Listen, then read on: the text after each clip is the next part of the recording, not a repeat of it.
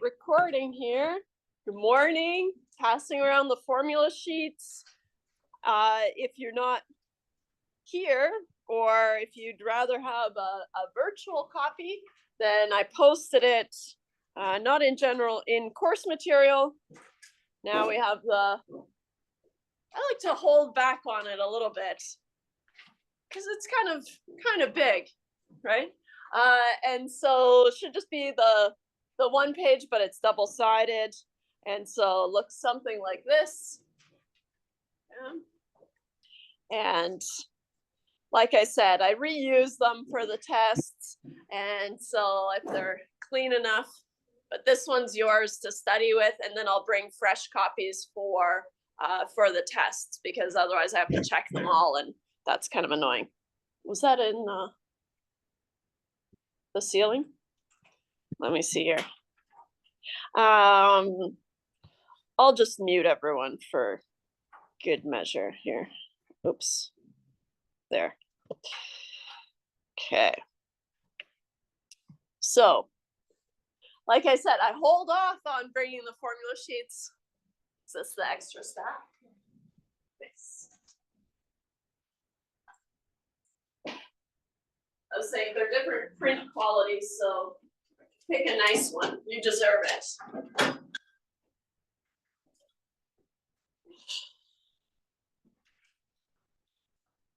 So there's a lot here, of course.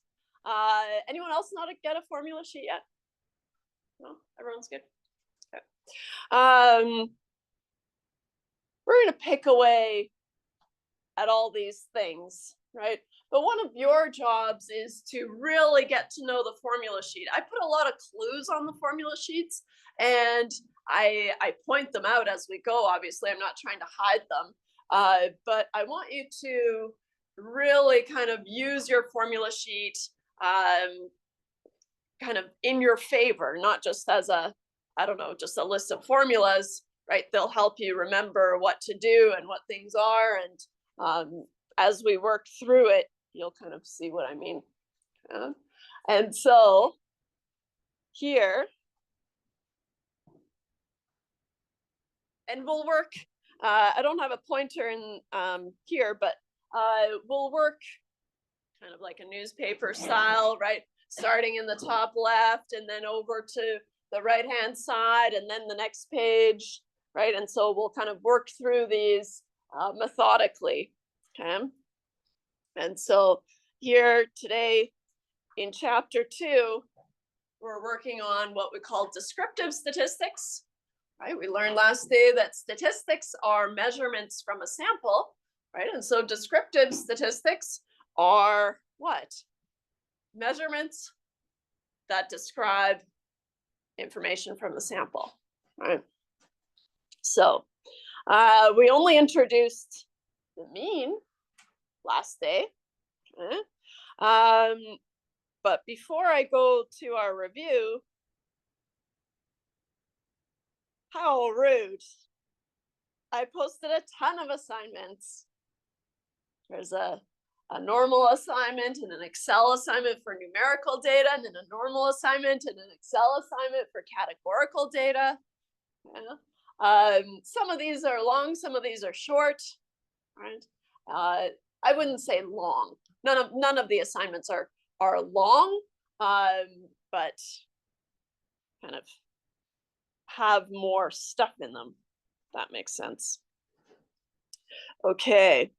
Why did I keep this here? I think we're all set. It's recording, just a residual. Okay. I did cheat a little bit and I wrote out some review already because I was kind of worried about timing. Okay.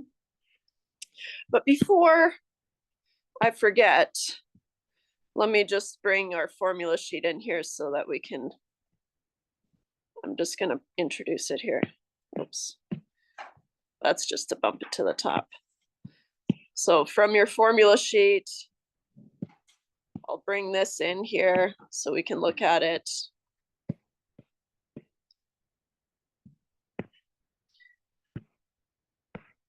This is chapter 2 from the formula sheet. Like I said, I also posted it on Moodle. So now you'll have access to it. And like I said, I'll bring fresh copies for the tests. And then after each test, I go through and I erase everything so I can reuse them. So you can feel good about that, or at least I can. Okay, maybe bump this down here. In terms of review, it was just on Wednesday. So usually if it was just kind of a couple of days ago, I don't do that much review. But we did land on, okay, well, the shape of a distribution, right, of a numerical variable determines the appropriate measure of center and spread. Okay? And so what we landed on was, okay, if I have a normal distribution, I guess, oh, I got sidetracked because I remembered I had to bring the formula sheet. So we'll fill in the rest of this table here. Oh no, I had to look through them, pull out all the ones with clues for the final exam. They wouldn't mean anything to you.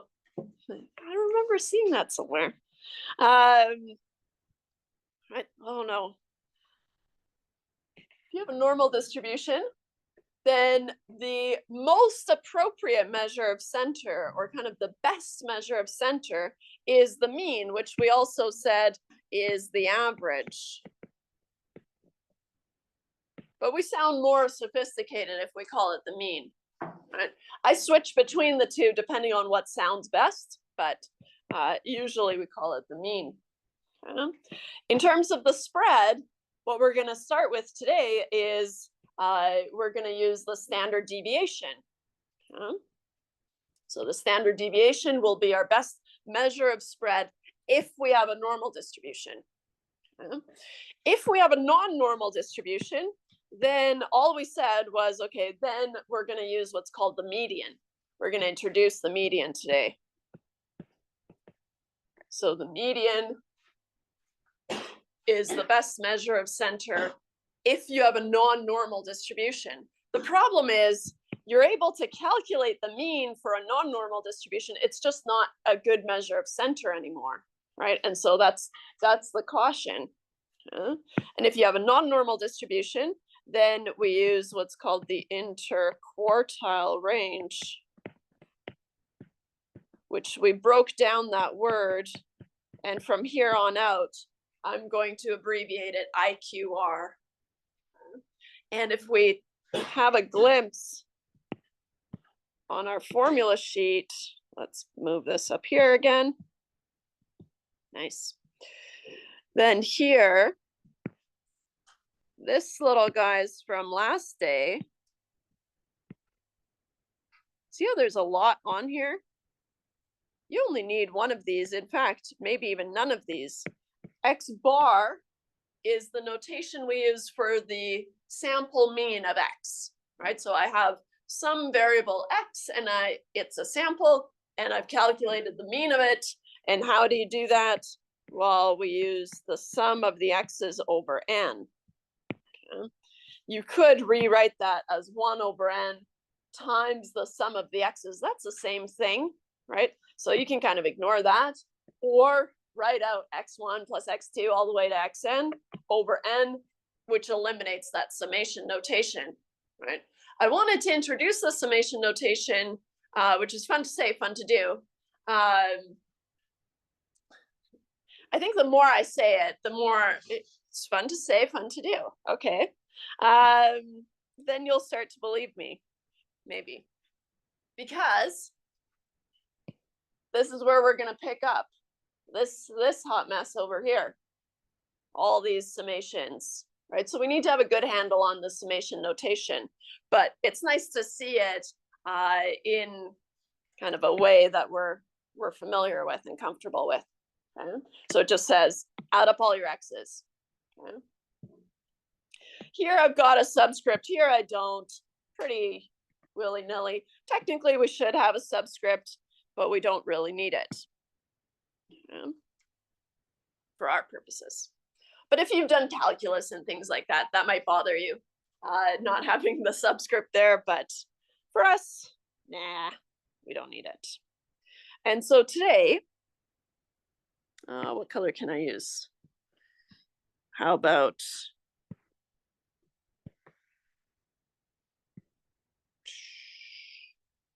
green? So today,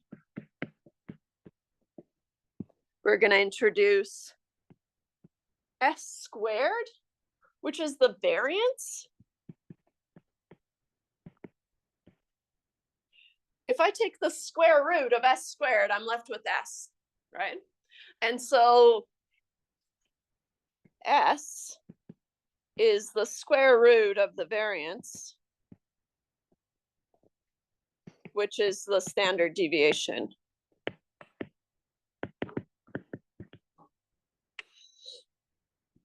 What's interesting, and this is a lowercase s, what's interesting is, maybe not interesting. Sure, interesting to some. We will use the standard deviation for our calculations. It simplifies things, and so we will use the standard deviation in this course. If you move on to higher level statistics, then you would move towards using the variance, right? But they're the same, one's just the square of the other, right? And so here, in this course,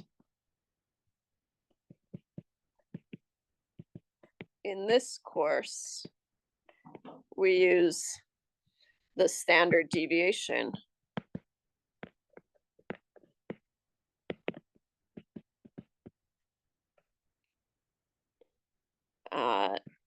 Not the variance.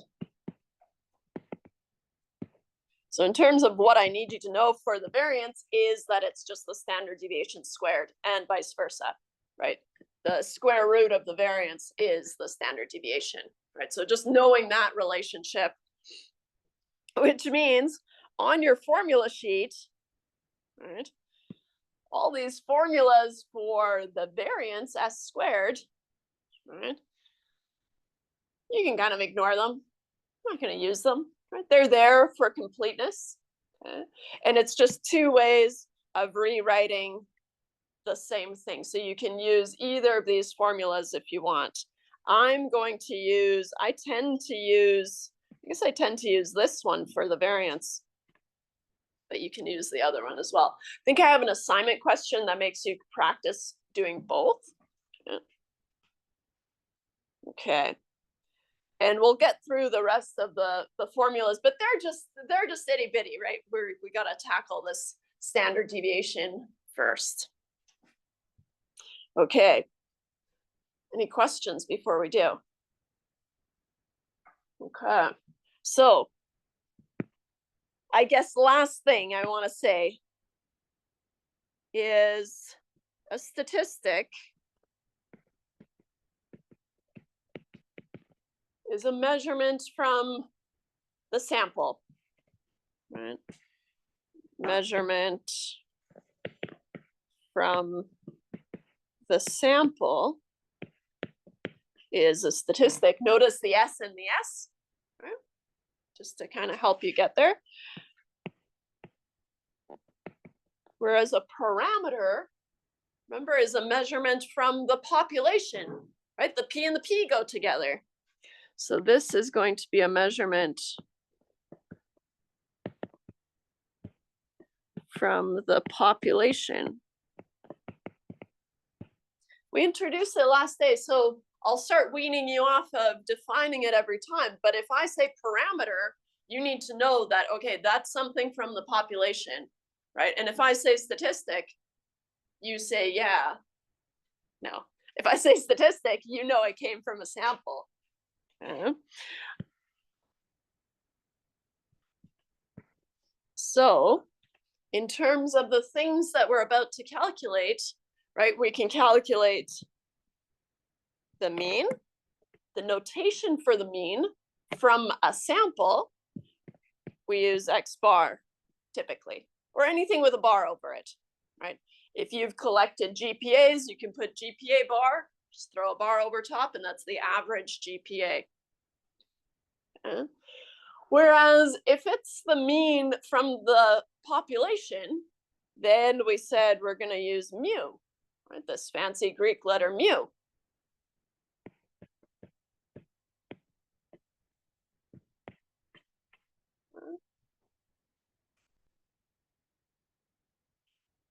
If we're working with the variance will also have this kind of big brother, little brother situation, right? And we'll find that anything we calculate, right, there will also be a population equivalent, right? And so the variance, we're going to calculate as, and call it S squared, right? Just like on our formula sheet. Now, for the population though, the population variance is denoted by a lowercase sigma squared. So this is sigma. Is that little, so it's a little, I'll do it kind of, well, try to do it big. Oh, with a little tail on it, a little extra. Okay. We've already seen the relationship between the variance and the standard deviation, right? In terms of the notation, right, it reflects that the standard deviation is just the square root of the variance, so it's a lowercase s. Right? And no surprise, for the population, it's just sigma, right? The square root of sigma squared.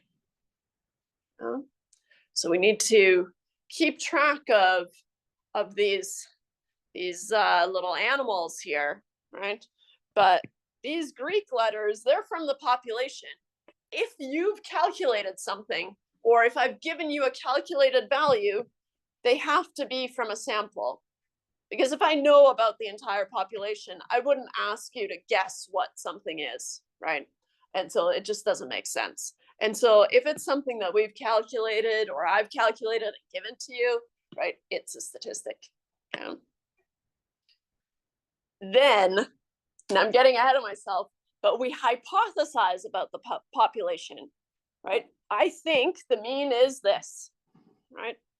Does my sample mean support that or go against that, right? Is what we're building towards. Okay. Any questions? I kind of pseudo started, sort of. Said start here on Friday, and here we are on Friday. So I'll remove that. And like I said, we'll start with the variance, but once we have a good handle on the variance, then we can calculate the variance and we can take the square root. And then we have the standard deviation, which is the one that we're going to be using. Now, I will say, I'm not going to get you to calculate the standard deviation by hand on a test or anything, right? It's just kind of good practice getting used to summation notation, which we need to be comfortable with. Okay. So what does this beast look like? I'm just going to snag this here, copy, paste, and make it nice and big. So the variance, we've got this sum. How you read this is it's the sum from I equals 1 to n. What that means is you have some x's. So in your data, right, you've got some column of x's, GPAs maybe, or whatever you're talking about, right? And here you've got x1, x2, x3, x4, all the way down to xn, right? Because lowercase n is your sample size. Right? So when we say xi, it means for every x here, right? What we're going to do is we're going to first subtract the mean, right? So step number 1 is to find the mean of all these x's. So I'll start there. I usually run out of colors here, but I'll try. Step 1, I like to do them kind of, or try to do them color coordinated. Step 1 is find the mean of x, which is your x bar. Sounds like someone's struggling with the door. Is the back door open? Yeah, okay. I just had someone, I don't know, we'll see. They decided, nah.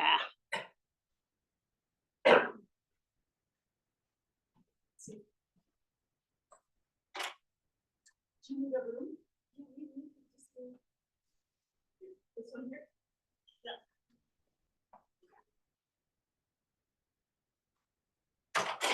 Wrong room. Okay. Find the mean of the x's, right? If we have, let's make up some data. Let's say I have, can I do it down below?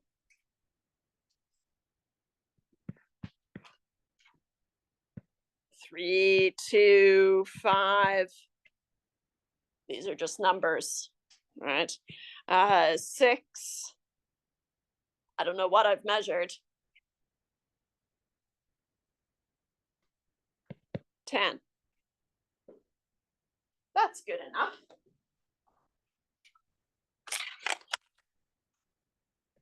If step 1 is to find the average, x bar, well, first, let's make a note here that what's your n? 1, 2, 3, 4, 5. Your sample size is 5. Right? So your x bar is going to be 3 plus 2 plus 5 plus 6 plus 10 divided by 5.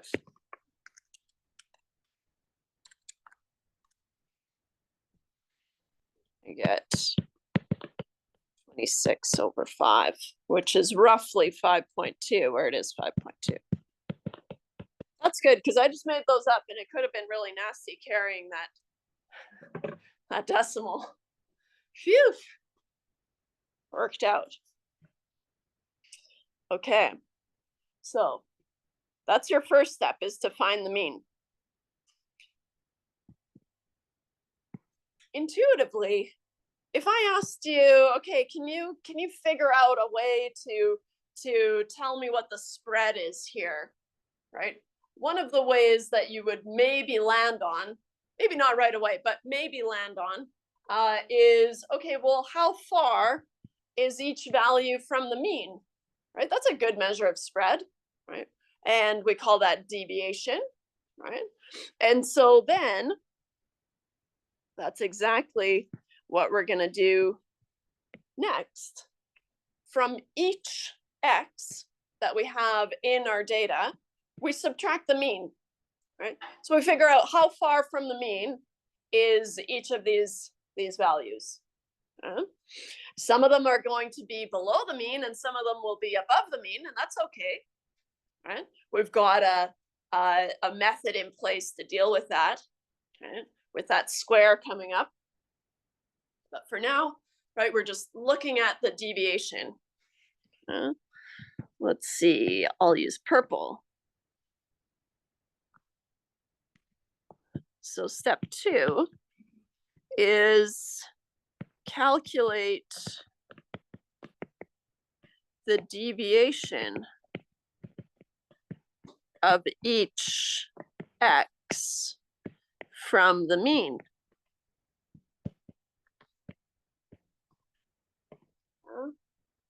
I hope I gave myself enough room here.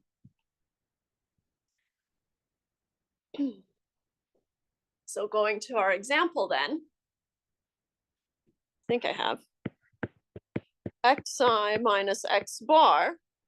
I like to make a new column next to my original data, right? Which is going to look like what? 3 minus 5.2. 2 minus 5.2. 5 minus 5.2, 6 minus 5.2, and 10 minus 5.2. These values equal something, so I'll jot that down. This might be a good place to add. I do want you to be comfortable with summation notation, but if you figure out how to do the standard deviation calculation on your calculator instead of Excel, that's cool. Right? Like I said, I'm not going to test you on it, but if you've got a calculator with some built-in functions, you're allowed to use them, right? Just tell me that you are if it comes up on a test, right? Oh, and then I use my built-in functions, right? That's going to come into play more later in the binomial, for example, right?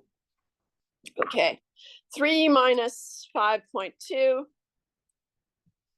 is negative 2.2, negative because it's below the mean, right? How the mean works is some of them are below and some of them are above, right? And in fact, none of them are exactly at the mean, right? And that's okay. 2 minus 5.2 is negative 3.2, 5 minus 5.2, negative 0.2, 6 minus 5.2, is 0.8, and 10 minus 5.2 is 4.8.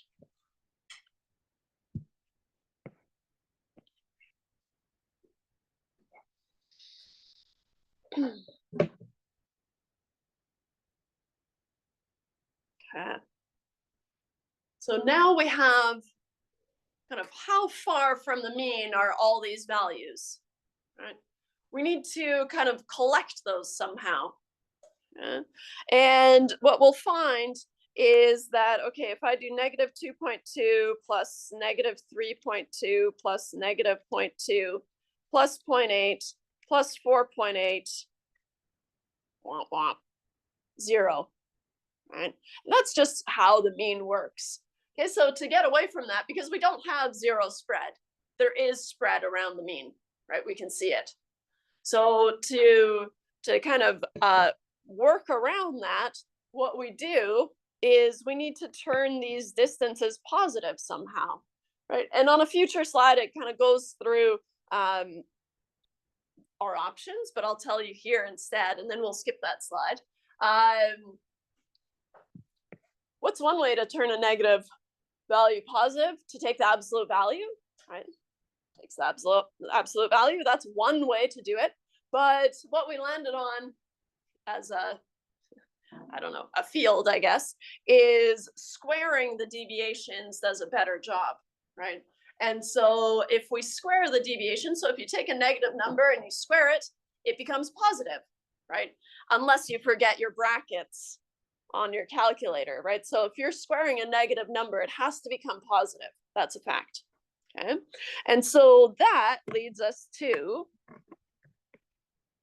the next step, right? Notice how we're starting and we're kind of working from the center of the onion and we're working our way out, right? And so that's how we're going to pick away at these formulas, right? And so we calculate our mean and then we took it and figured out how far was each value from that mean. Now we're going to square each value. I'll use kind of a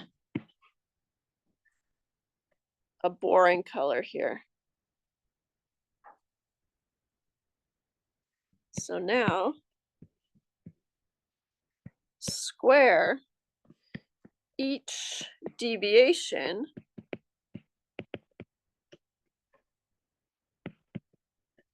to make it positive.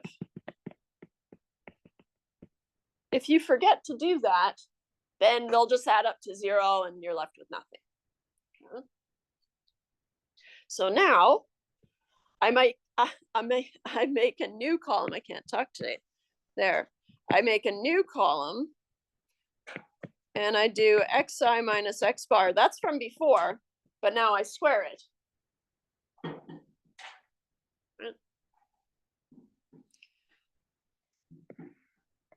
So now I have negative 2.2 squared, making sure you have your brackets, right? If you're doing it on your calculator, negative 2.2, or I usually cheat and I just do 2.2 squared because I know it's going to be positive, is 4.84. Negative 3.2 squared is the same as 3.2 squared, which is 10.24. I want to highlight something here. The change here, right? I just moved down 1 unit from negative 2.2 to negative 3.2. Wow, these numbers are really working out for me. I'm able to show all these things. So pat on the back. So what 1 unit change, right, in the deviation, but that's not a 1 unit change in the square, right? We're penalized for this larger deviation, right? And so that's one of the other reasons we use the square instead, is because larger deviations are usually more than twice as bad, right? And so that's another reason, but let's keep going. Negative 0.2 squared is the same as 0.2 squared, which is 0.04. And then, isn't it so funny how squaring decimals works? 0.8 squared is 0.64, and 4.8 squared is 23.04. These are your squared deviations, right? And so here, these are your squared deviations. And these are what we call your deviations.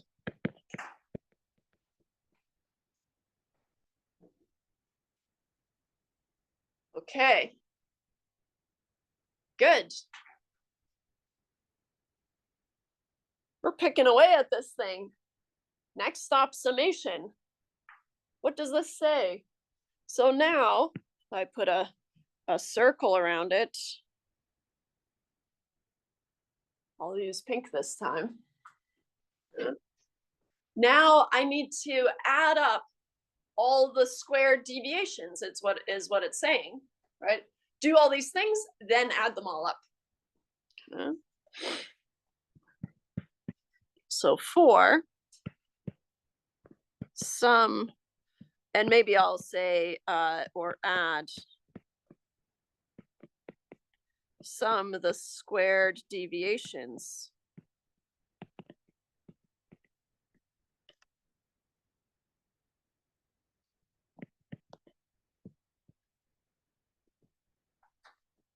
So now, down here, I'll denote it like this. The sum of your xi minus x bars squared is, and I'm just going to add those all up, 4.84 plus 10.24 plus 0.04 plus 0.64 plus 23.04.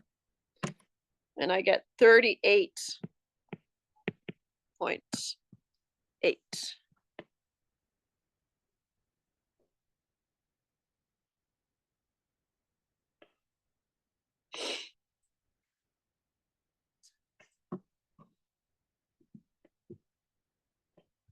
Last step to find the variance is to divide by n minus 1.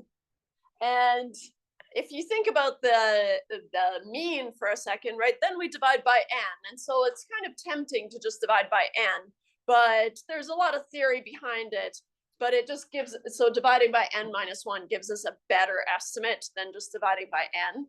And so we use n minus 1. You just need to remember, Just use n-1. It's on your formula sheet. Nothing to remember at all. But I always have someone asking, why is it n-1? Now you know. Okay. Finally,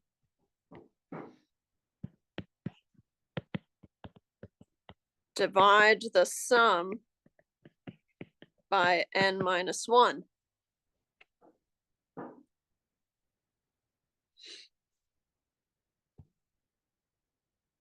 Which means here, s squared is the sum of your xi minus x bar squared divided by n-1. You can replace this whole sum with 38.8. That's cool.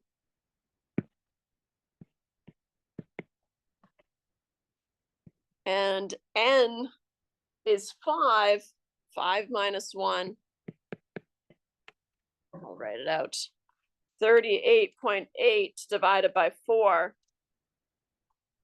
I get a variance of 9.7.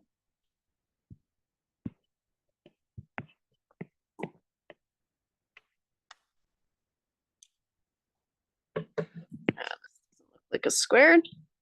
There. Ta-da! Software does it for us. But so you don't have to worry about actually doing it. There is an Excel assignment where I make you go through the calculations kind of by hand, but using Excel and kind of learning Excel functions as you go. But then I follow it up with, or you can just use the standard deviation command, which exists, obviously. But I make you do all that work. And then, or do you find that this is the same thing? Well, it is. What's the next step if we wanted to find the standard deviation? If I have the variance s squared, and I want to find the standard deviation now, then the last step would be to take the square root of this, right? And so I've run out of colors, I guess, but if we wanted to find the standard deviation,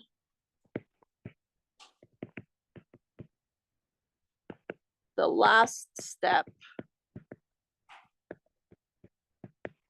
would be to take the square root of the variance.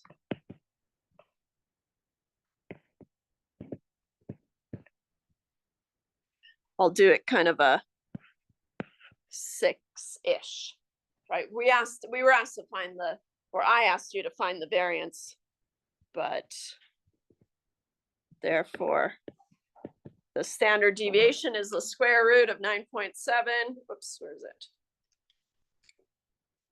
Which is roughly, as soon as you're rounding, you're using an approximation. So 3.1145.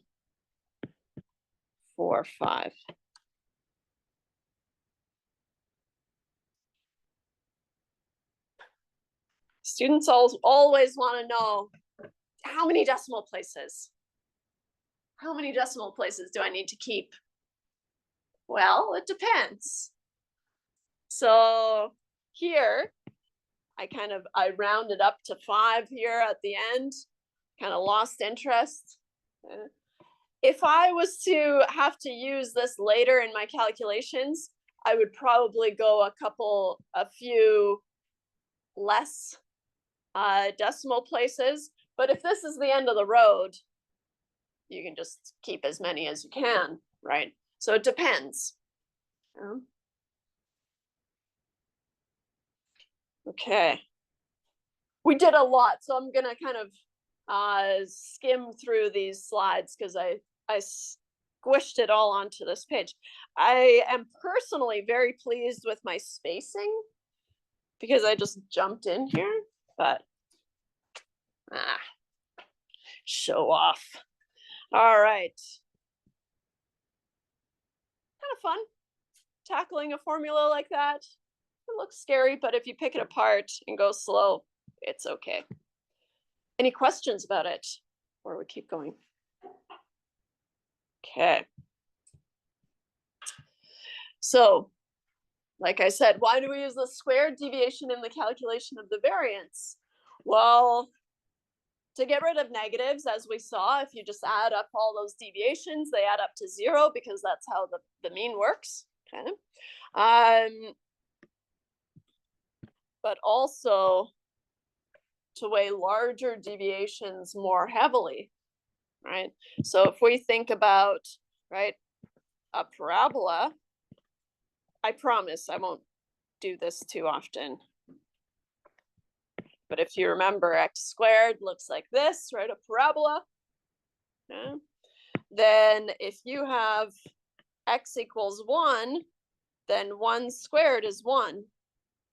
But if you move up one increment, right, to 2, then all of a sudden that puts you at 2 squared, which is 4, right? So a 1 unit increase results in a 3 unit increase in the squared deviations, right? And so that's the penalty, right? Or we weigh those deviations more heavily.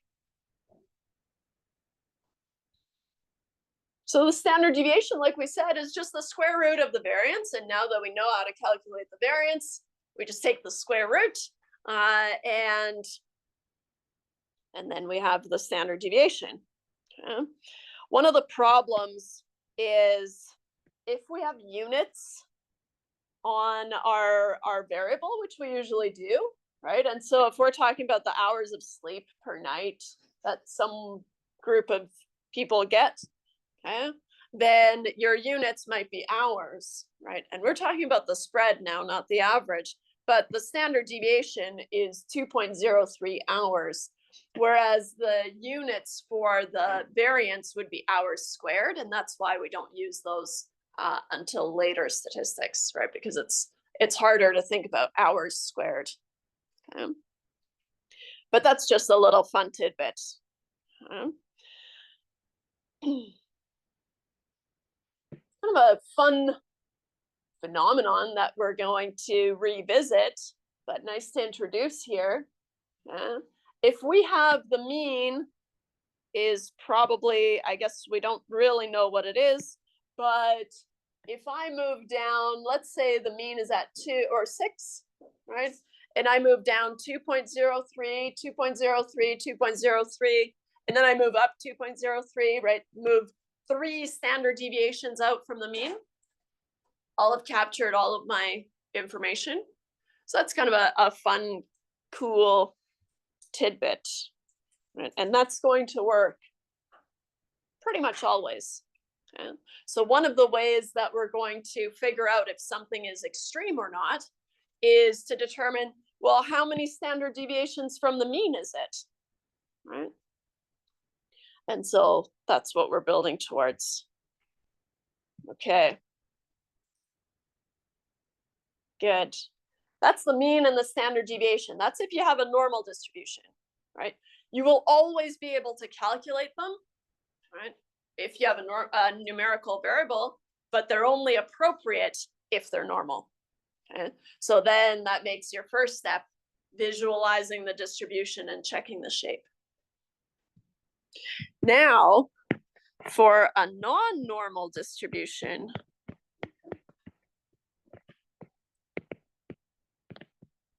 which is anything that's not normal, right? Anything that's not unimodal and symmetric, it can look like this or like this.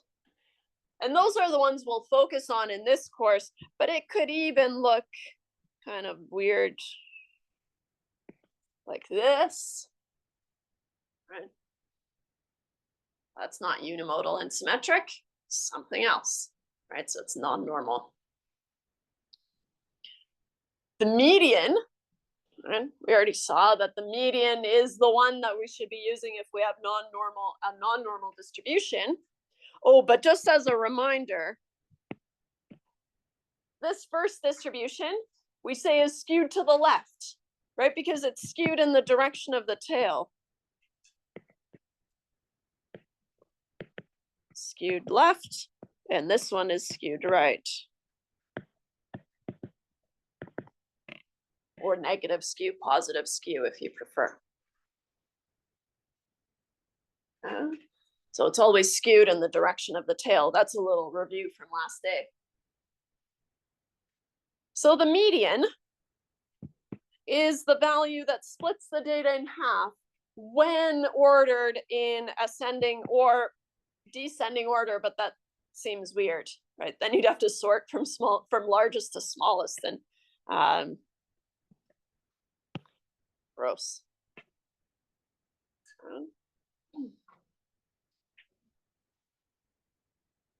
When you find the median, there are kind of formulas and things that you can use. I like to use I always say it's my patent pending boop, boop, boop method. So if you sort your data, right? So step number 1, sort your data. And then take your fingers on either end, and then you boop, boop, boop, boop, boop, boop, boop your way in. It's the easiest. I'm not going to give you a huge data set. Obviously, Excel can do it. It does some fancy weighting that we're not going to do. And so if you're checking your work against Excel, then it'll kind of shift towards if there's space between values that we're going to ignore. So it might not always match, but right, for us, we're going to have small data sets, and I'm going to make you find the median. Right? So sort your data, and then find the center, find the middle value.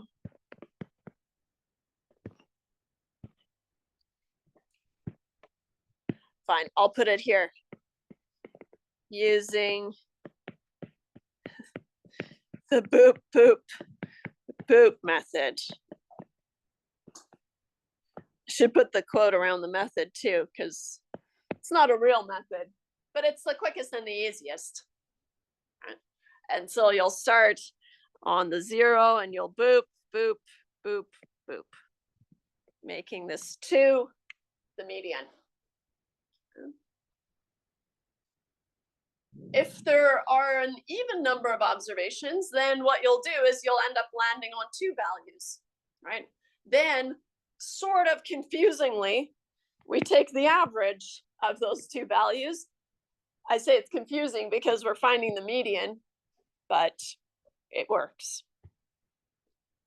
So here, if you boop, boop, boop, boop, you land on these 2, and usually how I indicate it is I draw a circle around the 2, and then I draw a line down the center, and I say that the median is 2.5.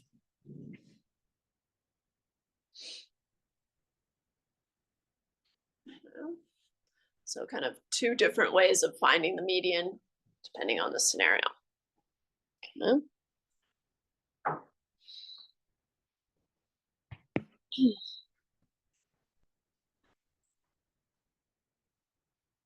The median is the midpoint of the data, right? Which means that half the values are below it and half the values are above it, right? Or 50%.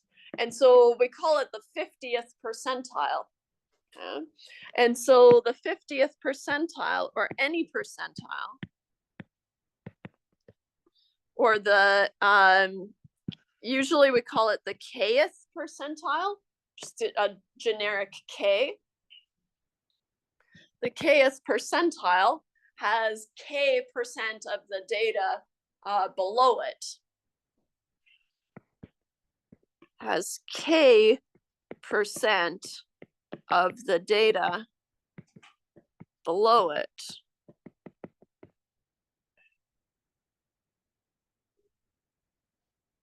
Which means that, for example, the 10th percentile, the 10th percentile means that only 10% of the population is below it, or the population or the sample. We can kind of, the lines get a little bit blurry there. I shouldn't say population willy-nilly like that. Only 10% of the data below it.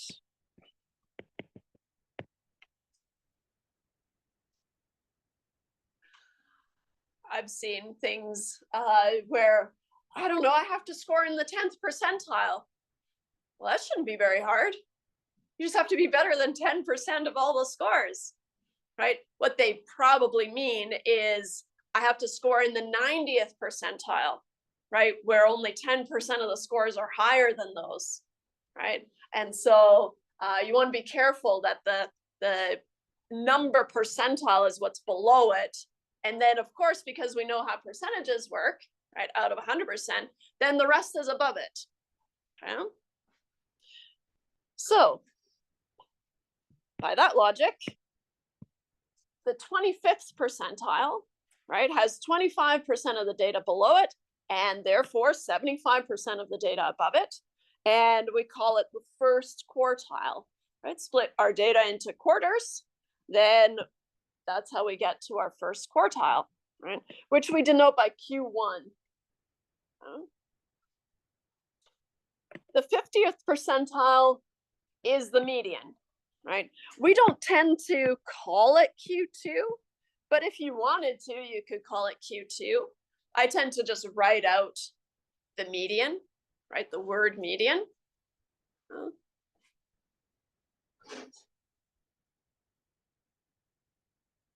That's not the time. Is it 11 or what is it? What time is it? Oh, so it is. I'm just seeing it as if it's like, yeah. Anyways, can't read time, I guess. Thank you. So it is right. Thank you. One day it's going to be wrong. It's going to throw me off. That's your chance. You can change the clock.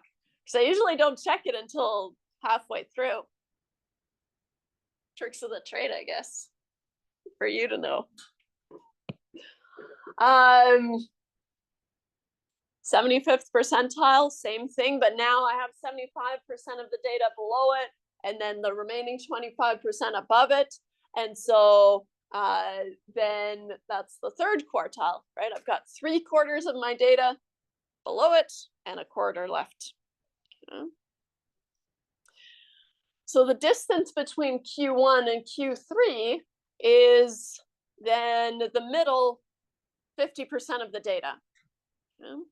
And the range, these data span, is called the interquartile range, or the IQR, which we already know is our measure of center, or sorry, measure of spread for a non-normal distribution.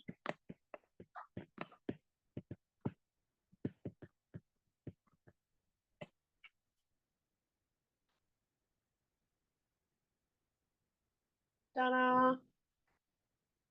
And that's on your formula sheet.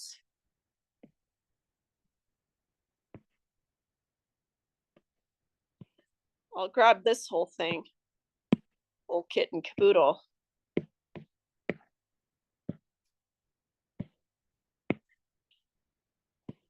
For the median, I didn't refer to the formula sheet because I don't tend to use it. I like to use my boop, boop, boop method, right? Because you still need to sort your data from smallest to largest. And then this only gives you the location of the median. You'd still have to go and find it, right? And so that's where the boop, boop, boop method just kind of cuts that all out. And so I don't use this formula. You're welcome to, but as long as you're able to find the median, I'm happy. Then we're sort of ignoring this for now. It's going to come into play. But for now, we're just introducing the interquartile range, which is Q3 minus Q1. Why are we doing Q3 minus Q1 instead of Q1 minus Q3? Well, because it's a distance, it has to be positive, right? And Q3 has to be bigger than Q1. Otherwise, you've done it wrong, right? And so you should do Q3 minus Q1. One of the tools that we use to visualize this information is called a box plot. Okay. A box plot is to visualize the quartiles.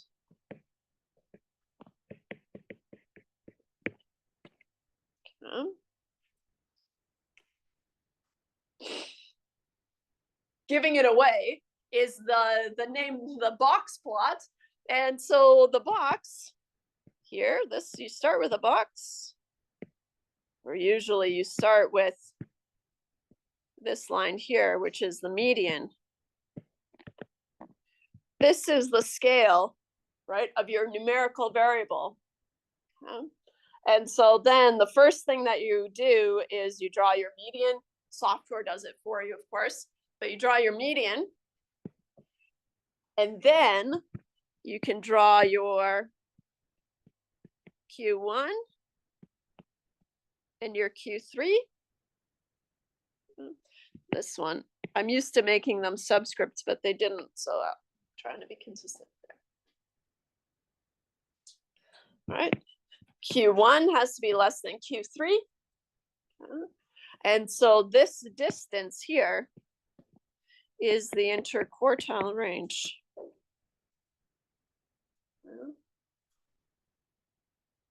Notice the difference between this side and this side. If you had to kind of trust your gut, what do you think these points are? Nice. See, you can trust your gut. They are outliers. So here, these little guys, I'll use purple, are outliers. How did we decide they were outliers? There's a rule for that. Okay. And so outliers, and I'll say as decided by the 1.5 IQR rule.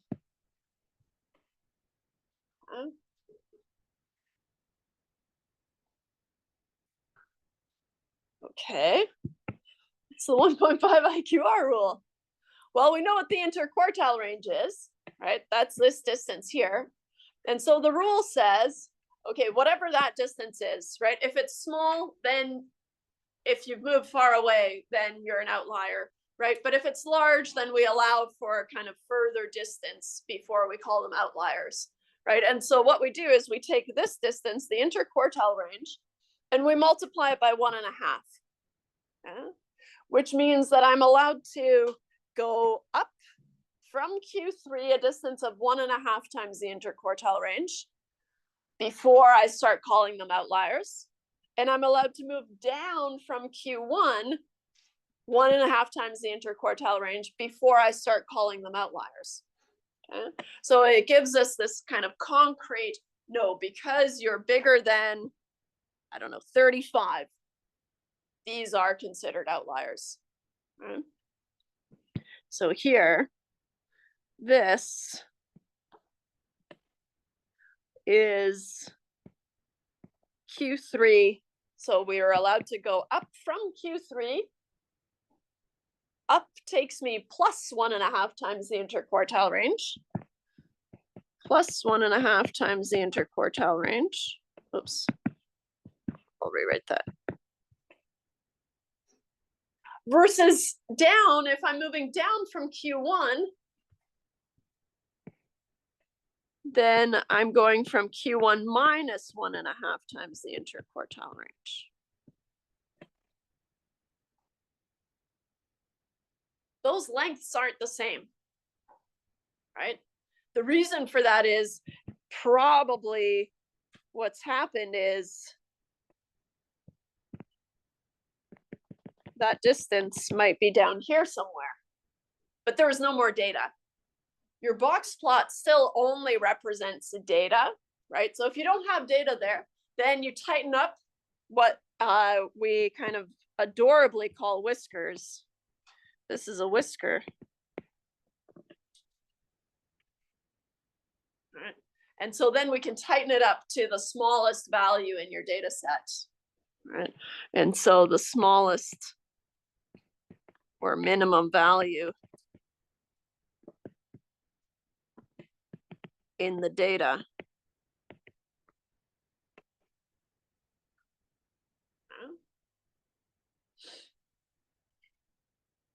Whereas this line here, right, these two are so close that I'm willing to say that, okay, this has to be a data point, right? And so, but that data point might correspond with what we call that upper fence or boundary or whisker or whatever you want to call it. Call it the upper and the lower bound sometimes. Out of bounds. Yeah. This is supposed to show us what the distribution looks like. Okay, that's hard, right? First of all, we're used to having the scale on our y-axis. That's okay, I can fix that. I think. Do I have another copy of this?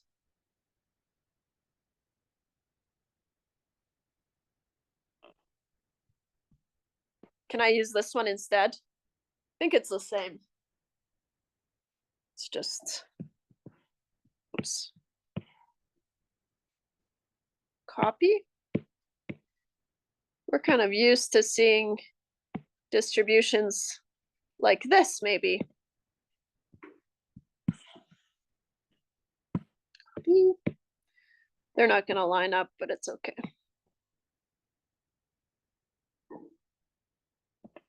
Hopefully no one studies 0 hours per week, so I'll bump it a little bit.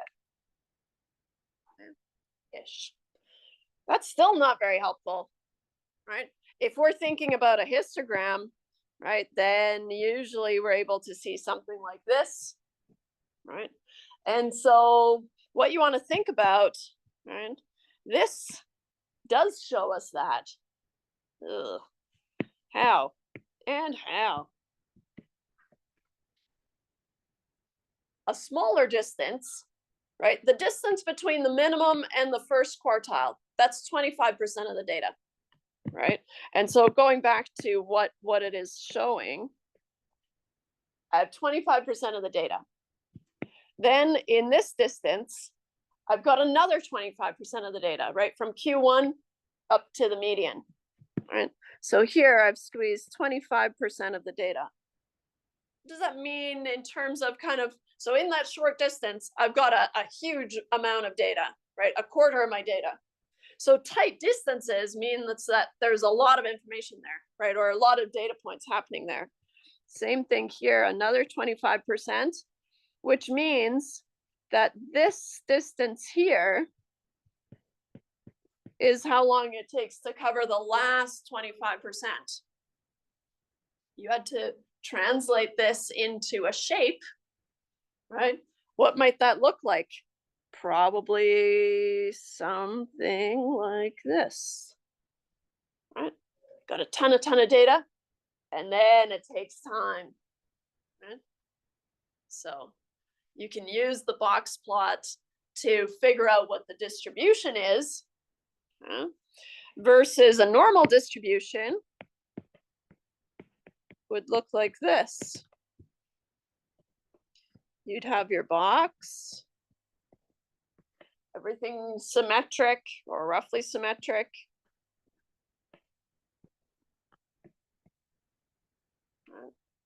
Not the same distance because it takes longer to cover the first quarter, and then you can get through the second quarter really quickly, and then the next quarter really quickly, and then it takes longer to cover that last quarter. Right? And so that's what a normal distribution would look like. Right? Kind of long tails. But it's hard to read a box plot and figure out what the distribution looks like, right? I'm not going to get you to do it on a test, maybe on an assignment where you can kind of sit and talk it out and think it through, right? But it's not kind of something I'm expecting just off the top of your head. Right?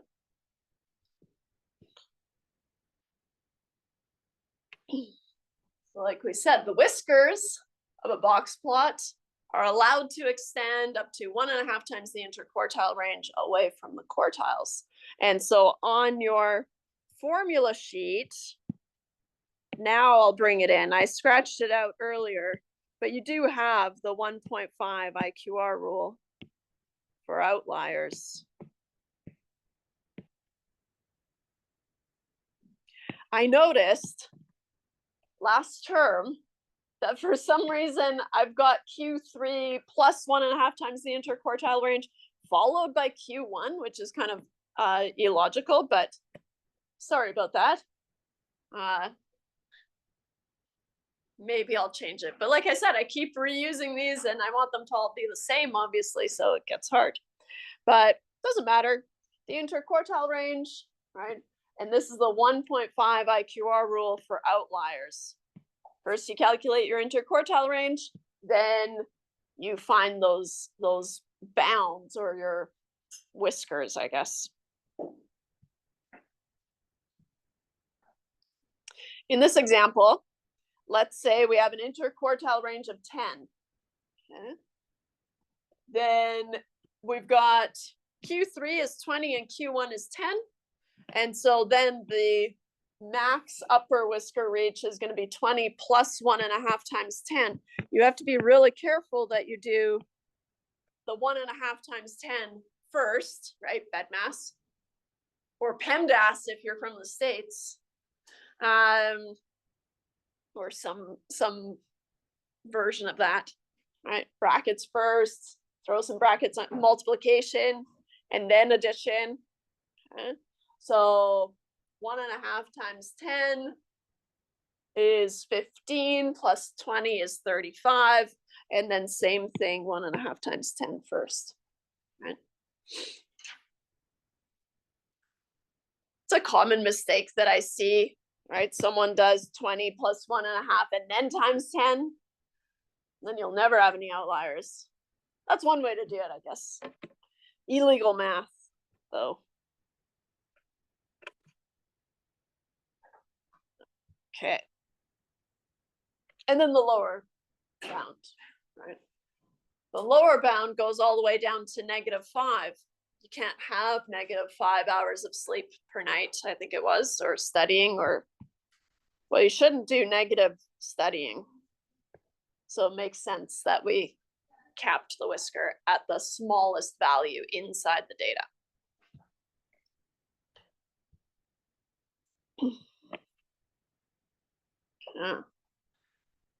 Outliers, right, can tell us a little bit about our data, right? They're usually interesting values or data entry errors. Either way, we're curious to figure out how they happened, right? And so, right, they could be interesting features of the data, right? How did I get this outlier? Or data collection or entry errors, right, is the other reason.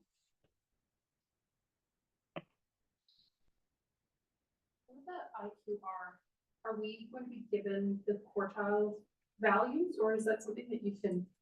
So we're gonna find them, and when do I?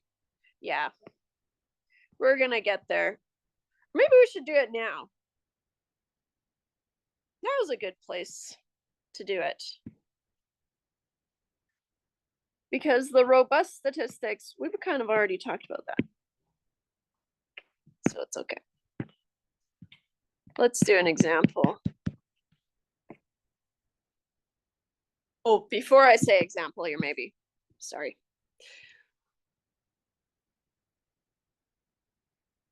I'm gonna call it the 5-number summary. Okay. And so given a data set,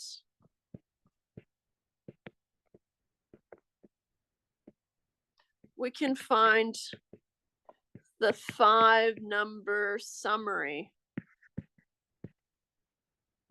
The 5-number summary goes like this. It's the minimum, it's your Q1, it's your median, it's your Q3, and then your maximum. This is the order I would prefer you use, right? You are allowed to go maximum Q3, median Q1, and then the minimum, but no other versions, right? You can't do your quartiles and then your median, right? They have to be in order. The idea is kind of ancient, but you should be able to figure out what the distribution looks like just from the 5-number summary. That's really hard, right? If you thought a box plot was hard, that's really hard, right?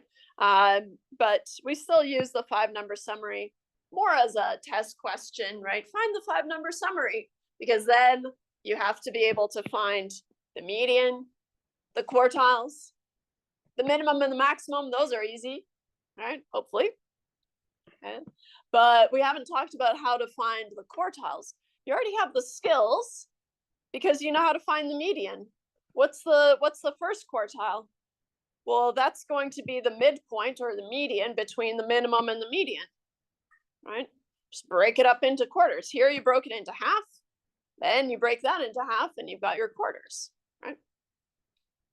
And so we'll do an example. I'm gonna make up some values here. Wish me luck. Let's do 2, 5, 3, 7, 9, 4, 11.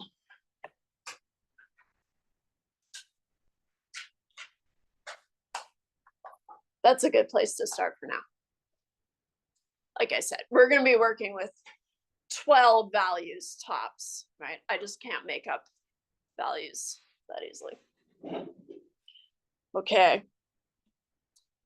Before we start, the first thing we need to do is we need to sort this, right? Because we need to be able to cut our data in half, cut it into quarters, but that'll only work if we have sorted it. So sort, oops. Sort the data from smallest to largest, preferably. Okay. 2, I like to kind of cross them out as I go.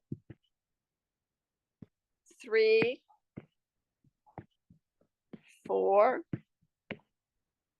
5. Notice how I'm stacking them on top of each other, just to make sure that I've got them all, got to catch them all. And then 9 and 11. Always check, right? Count that you have the same number of values as you started with.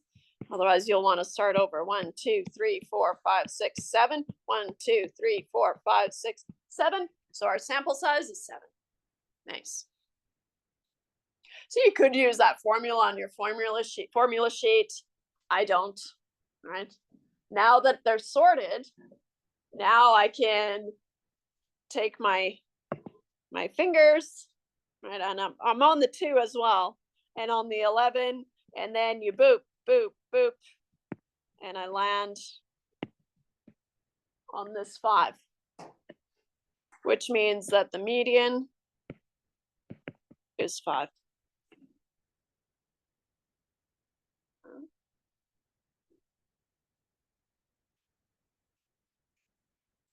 The rule is, right?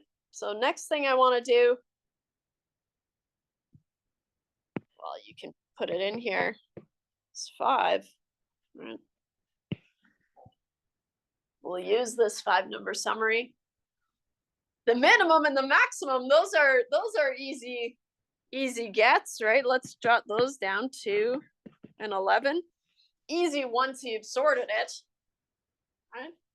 Already you have 3 out of 5. 3 out of 5 ain't bad. The quartiles, there's 2 different scenarios, okay? And I want to explain, because usually there comes a time in the course where, oh, who cares? Oh, why do we have to do this? It's not because I care that you can find the quartiles in different ways. I care that you can take instructions and apply them, right? These things aren't hard, but there's a lot of kind of ins and outs and kind of learning to learn all these things. That's what's important to me, right? Do I actually care if you can find the quartiles? Not really, as long as you have an idea of what they are. But it's more about taking instructions and applying them, right? So the rule is this. If you've used the value as the median, then you start on the outside of it, right? So you don't include it. So then, whoops, I overshot my boop. My boop and boop lands me on 3. If I was to land on 2 values, then I would take the average just like we did for the median. And so here, that means Q1 is 3. Same thing. The 5 is the median, so it's excluded now, right? And so my Q3 is 9.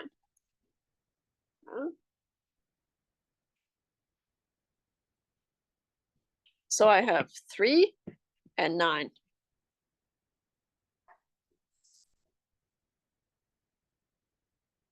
From this, are there any outliers? Follow-up question. Are there any outliers? So once you have your 5-number summary, then you have all the information that you need to figure out if there's any outliers, right? So the 1.5 IQR rule says that, okay, well, first let's find the interquartile range is Q3 minus Q1, which in this case is 9 minus 3, which is 6.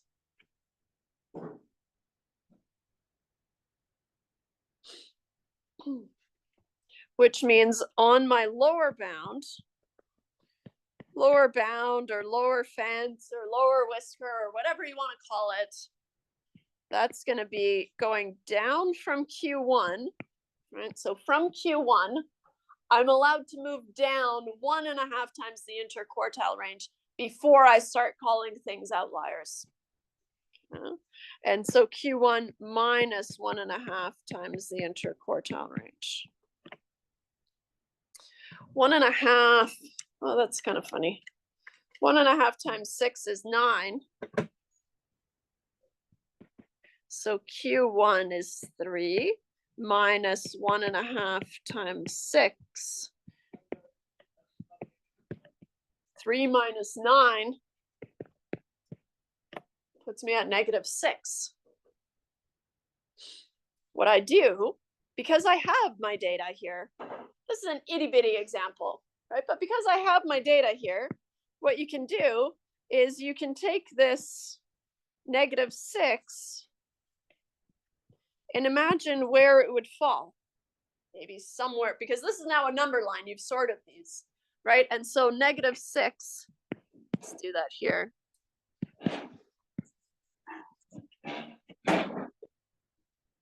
Puts kind of a boundary here. Anything past -6, that's an outlier. Yeah. Okay. Before I do the upper bound, let's think about this. If I change this to 110, what? Can't just change that, right? It would change the average quite a bit, right? If I asked you to find the average with it as 11 versus 110, right? That average is gonna just swing towards 110. But what happens to the median? The median doesn't care, right? It just, okay, that's a number, cool, moving on, right? And so that's why we call the median and the interquartile range, they're robust to outliers. Okay? Why did I force it to be 110? Because I wanted to make sure I have an outlier, right? And so now, let's see here. How about the upper bound?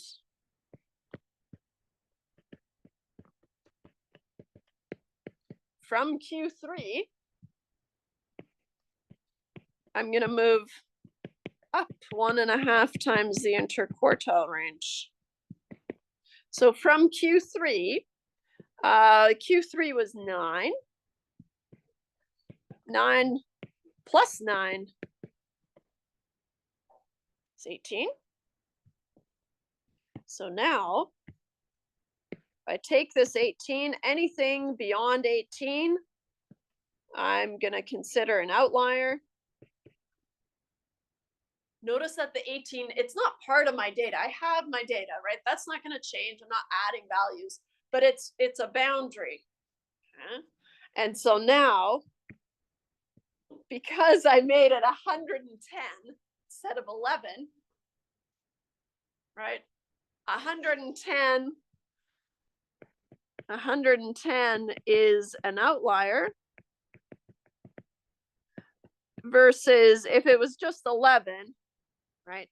Then 11 would be tucked inside 18, and that's kind of boring. Yeah.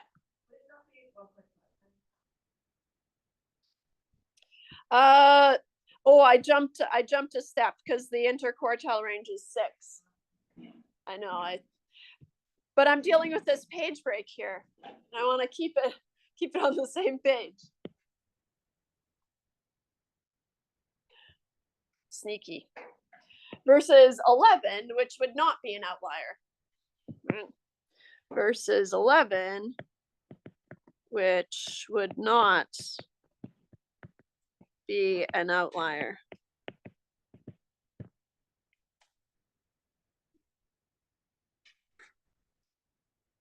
Guess I didn't need to worry about the page break so much because I want to do another example. We'll go quicker this time. Of finding the quartiles if I've taken the average as my median, right? Because that's the other scenario. Okay. And so here, add a page.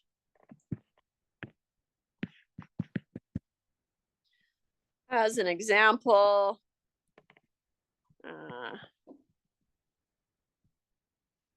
can I do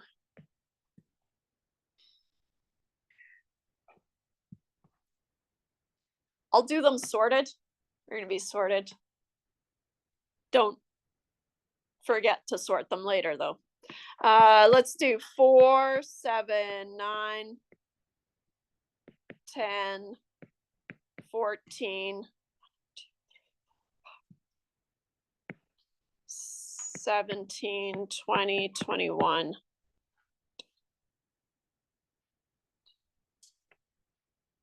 Good.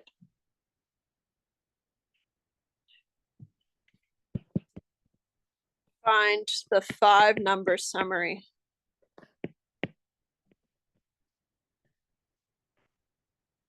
We'll start out, right? And I'll make a note here. Sorted, done. Because I already did it. Hopefully 1, 2, 3, 4, 5, 6, 7, 8.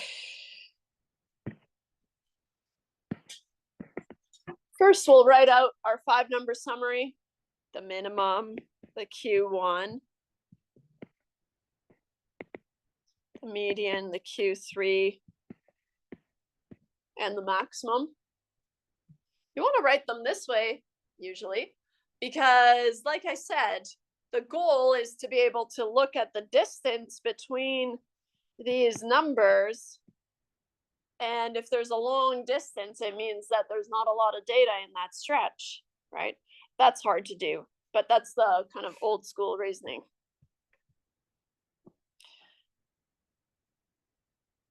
Should we do the gimme marks?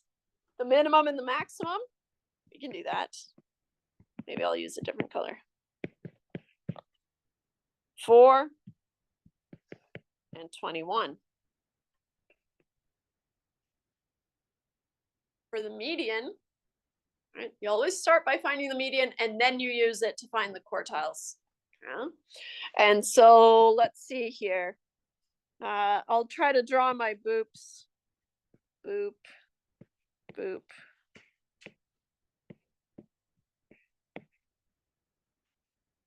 Boop, boop, boop. I land on 10 and 14 at the same time. Yeah. You draw a circle around them, typically, and you can say the median is 10 plus 14 divided by 2.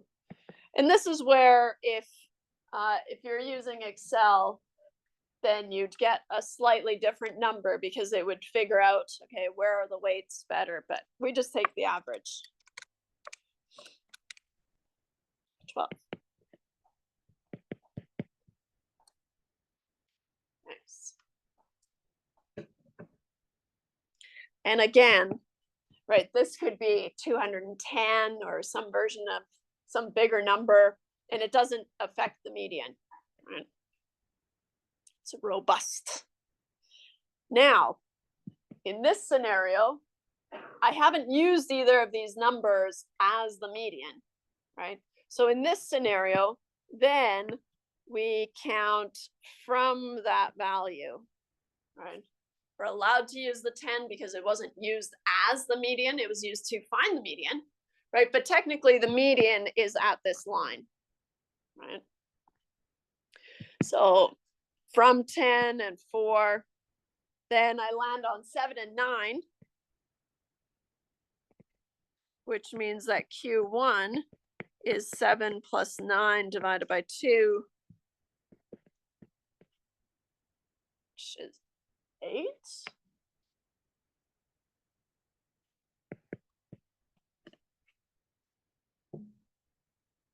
And then same thing with the 14. I haven't used the 14 as my median, so then I count in, oops, and I find my Q3 is 17 plus 20 divided by 2. Who knows? 18 and a half.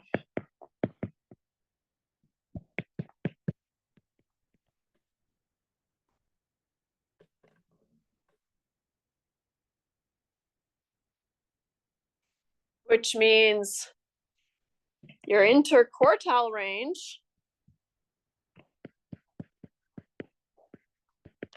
is Q3 minus Q1, which is 18 and a half minus 8, which is a nice 10 and a half.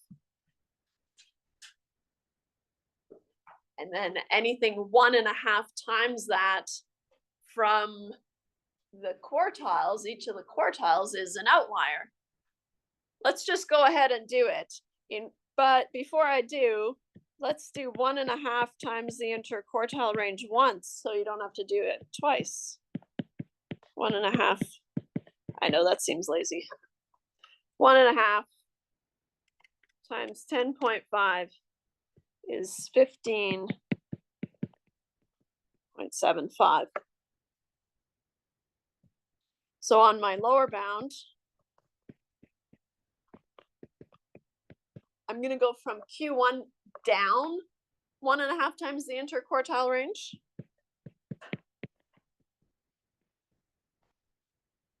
Which is going to be 8 minus 15.75.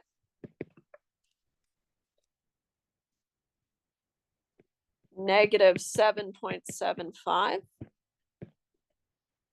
Even if you didn't have the data, let's say you only had the 5-number summary. Are there any outliers on the lower end? No, right? Because I know my minimum is 4, right? So just knowing my minimums and my maximums is enough, right? We don't need to know how many outliers we have, just if there are outliers. So you can still compare this lower bound to the minimum and then the upper bound to the maximum, even if you don't have all the data, right? And the upper bound, so therefore no outliers on the lower end. And on the upper bound, we have Q3 plus 1.5 times the interquartile range, which was 18.5. Yep. 18.5 plus 15.75. Right? Paying attention to the minus and the plus. And 18.5 plus 15.75 is 34.25. Even looking at the maximum only, well, 21 is less than that, so it's going to be inside those bounds. And so I have no outliers on the upper end. No outliers on the upper end. If you had an outlier, would that change your mins and maxes? Yeah, so let's say if you don't have the data, let's change this. Let's say this was 42, right? Then you don't know how many outliers you have, but you know for sure your maximum is greater than your bound. So you definitely have at least one outlier, right? So then you'd have to examine your data and see how many you have. Usually we're concerned about that, but knowing that there are outliers is information too. I'm gonna undo that. Otherwise, it might be really confusing if I say there are no outliers. Okay, nice. So 2 different ways of finding those quartiles, really just an exercise of the mind. So like I said, right, the median and the interquartile range are what we consider robust statistics, right? They're robust to outliers. And so one of the things that we said last day that are usually skewed, right, and non-normal are monies, right? Anytime money's at play, it's usually skewed. And unfortunately for us, it's usually skewed like this, right? Why is that unfortunate? It makes it hard to get up here, right? Easy to be down here, right? And so if we have our original data of annual household income, for example, then if we look at the median, it's 190 with a spread, an interquartile range of $20,000 per year, versus the mean and the standard deviation. Notice how the mean is quite different, right? In fact, it's being pulled towards those outliers, right? And so it's being pulled, so the mean is pulled in the direction of the tail.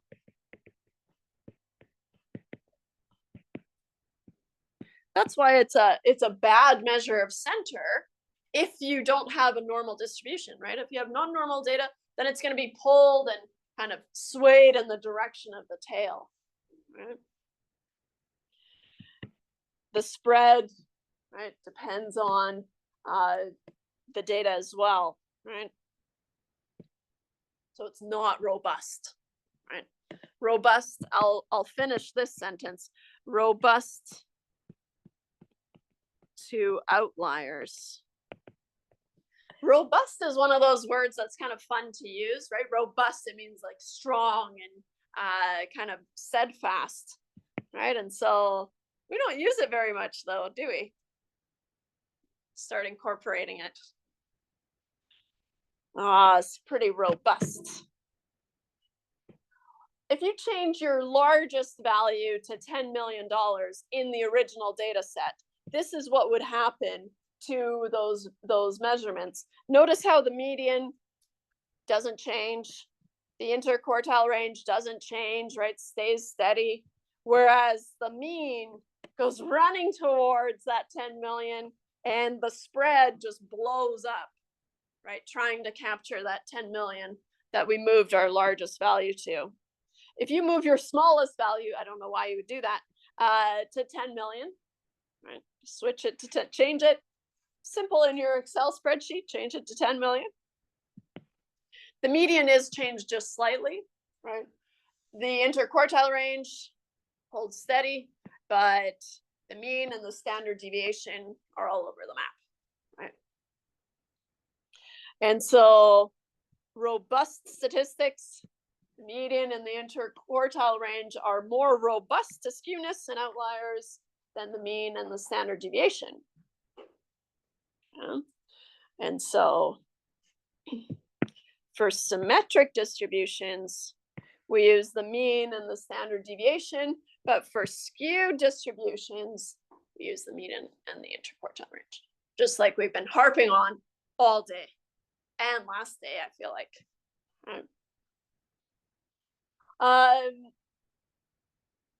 If you would like to estimate the typical household income for a student, would you be more interested in the mean or the median? Well, as soon as you see money, right, should probably be looking at the median instead. Yeah.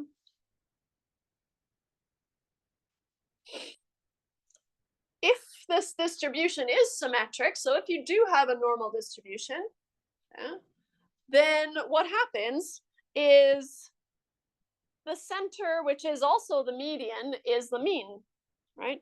And so then the mean is pretty close to the median, right? Which is another way that you could compare distributions. If you just have information on the mean and the median, right, you can compare the two and see if they're similar, right?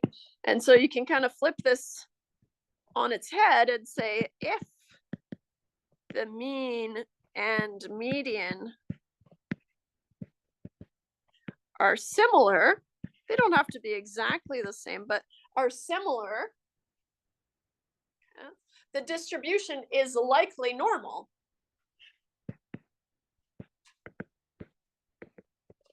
The distribution is likely normal.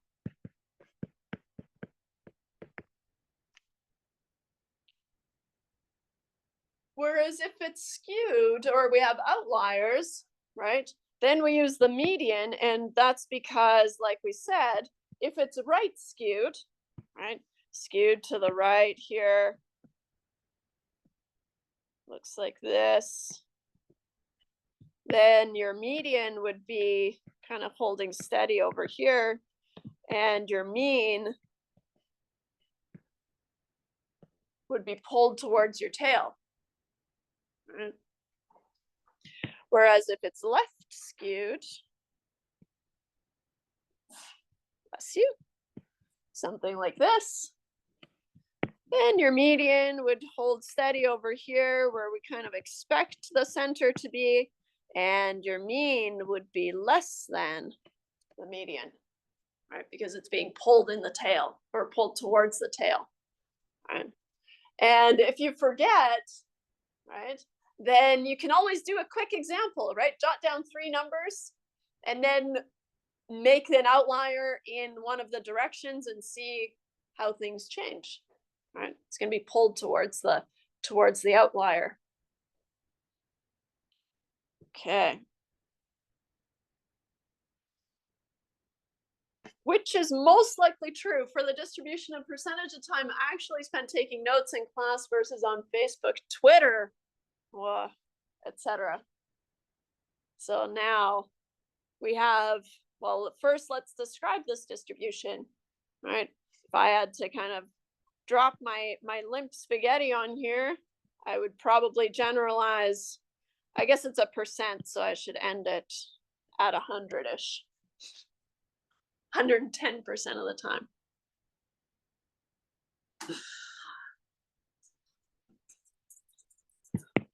Knowing the shape, right? The median is going to be probably around here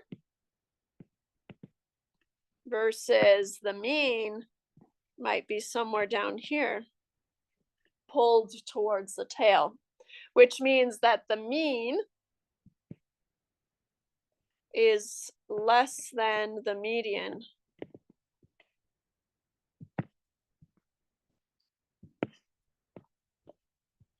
So this little guy, right, kind of, if you flip it to be an L, right, you read it as less than.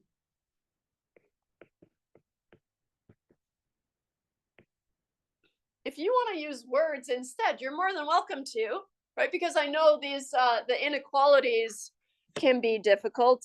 Even I remember I had a hard time, and it wasn't until a student of mine told me about the, oh well, you know, you just flip it and it makes an L, and then you just read it as less than, right? Oh, that's clever. I was always taught the alligator eats the big one, but then I'm always kind of stuck on, well, am I the alligator or which one? Anyways, I had a hard time with that one, but it didn't help me at all. So it wasn't until someone told me about the just, oh, well, it's just an owl. Yeah, it's true.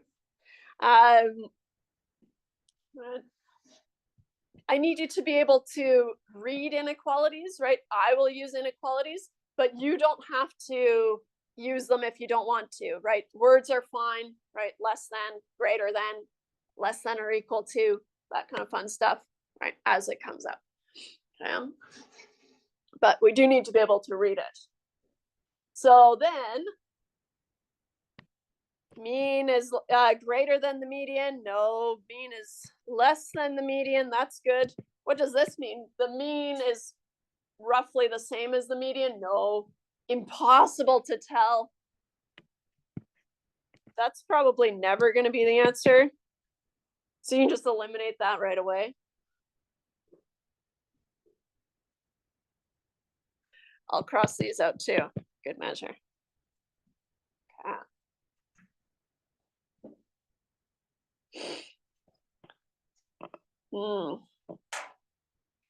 If you have extremely skewed data, which happens a lot of the time in biology and often in chemistry as well, what we do is we can take a log transformation.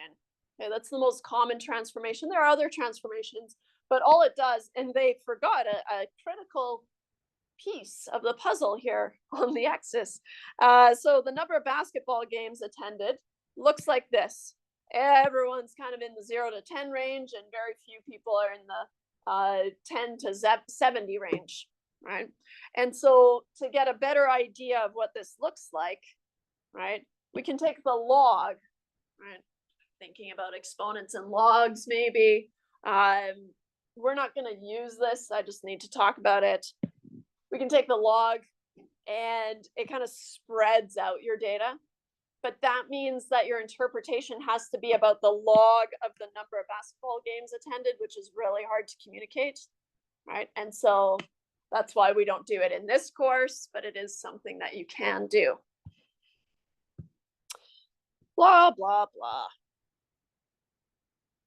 Okay. A data visualization that's kind of fun is intensity maps. Okay. Intensity maps or heat maps kind of go from some low color to some high color, right, depending on what you're talking about, right? And then you're able to get a good idea about the distribution of the data across a map, usually. You know? Heat maps. Okay.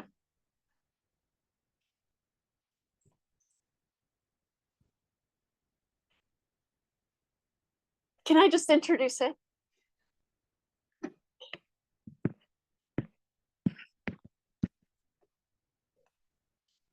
Because categorical data is just a little blip. There's nothing that we really do. So we just talked a ton about numerical data, tons of things that we can do. And then you're going to be so disappointed with what we can do with categorical data. To summarize categorical data,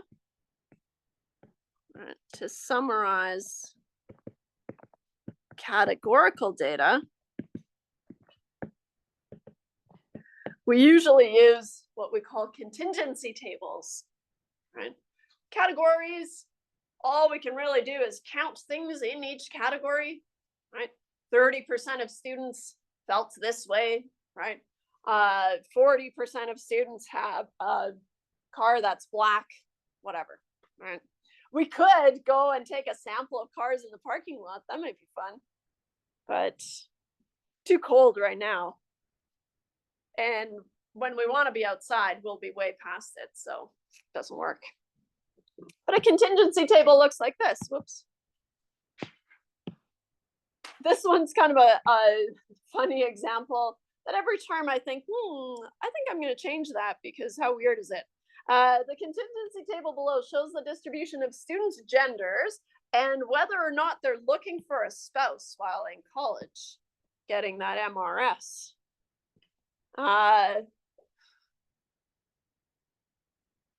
If you go to an Ivy League school, some people go for their MRS.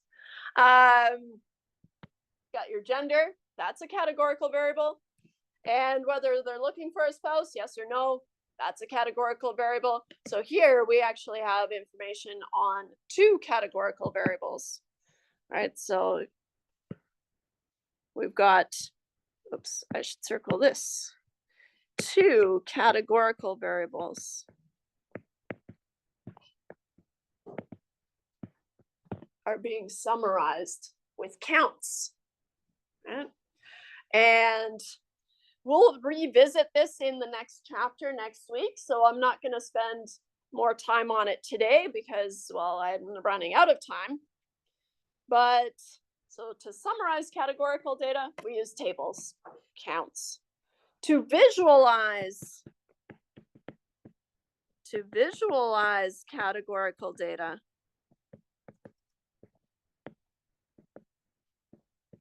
we use bar plots, bar charts if you prefer. So a bar plot is exactly as it sounds. We have the categories here, and each category gets a bar, and the height of the bar indicates the frequency in your data, right? You can convert it to a relative frequency if you want, right? And so here, this is the only difference. Maybe I'll use the highlighter instead. Right, the only difference is the scale, right? If you take percentages or proportions, it'll shrink the scale, but the information stays the same. Bar plots are the same as histograms, right? But now I don't have a numerical scale on my x-axis, right? I've got categories instead. What I will highlight here, right? We use bar plots for categorical data and histograms for numerical variables, right? And like I said, I'm going to come back to this one next week. You can incorporate more than one categorical variable in your plots. Might look something like this, right? Segmented bar charts, and we're going to use Excel to do these things. So I'm going to skip these. Pie charts. Bad. Why? I've got strong feelings on pie charts. And the reason is it's a really, unless you only have 2 categories, right? Then it's really hard to determine which slice is bigger without labels, right? And so, whereas bars, even if there's a subtle change or a subtle difference, we can see that our eyes do that really well. And comparing numerical data across groups, I know, but I've got a funny to hold you. Here's a categorical variable across a numerical variable, doing a mashup, side-by-side box plots. I'll review this next day. But most importantly, yes, that was all we were going to do on categorical data anyways. But here's Marshall. He's made a pie chart of his favorite bars and a bar chart of his favorite pies. And with that, I release you. Have a great weekend. If you have any questions, let me know. Otherwise, I'll see you Wednesday.